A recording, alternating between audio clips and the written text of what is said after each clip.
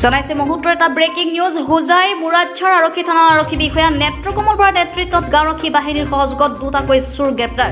চোৰটা মুৰাদছাৰ খালা মিয়া আৰু নকুটিৰ আলী এইকেইটা চোৰে তিনিখনকৈ বাইক চুৰি কৰা বুলি আৰক্ষীৰ আগত স্বীকাৰ কৰিছে আৰু শংকৰদেৱ নগৰ আদালতত হাজিৰ কৰি আজি জেললৈ প্ৰেৰণ কৰিছে পুনৰ জনাইছো হোজাই মুৰাদছাৰ আৰক্ষী থানাৰ আৰক্ষী বিষয়া নেত্ৰকমল বৰাৰ নেতৃত্বত গাঁওৰক্ষী বাহিনীৰ সহযোগত দুটাকৈ চোৰ গ্ৰেপ্তাৰ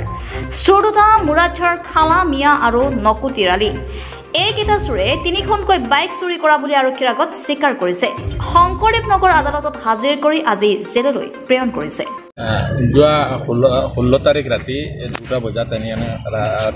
ৰাতি হলে 12টাৰ বজাত 17 তাৰিখ ৰাতি আমাৰ ঘৰৰ বাৰিন্দা আমাৰ খুৰাৰ ঘৰৰ বাৰিন্দাৰ পৰা মোৰ বাইকখন লৈ যায় মোৰ নামতে টকা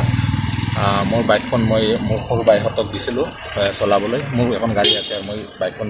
তেওঁলোকক দিছিলোঁ চলাবলৈ যোৱা 16 তাৰিখ ৰাতি 2টা বজাৰ পিছত 17 তাৰিখ ৰাতি আমাৰ ঘৰৰ বাৰিন্দাৰ পৰা বাইকখন লৈ যায় ইয়াৰ 4 দিন আগত নকুটিত যিজন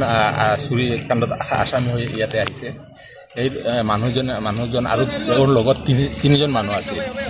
তেওঁলোকে news desk report Sohana live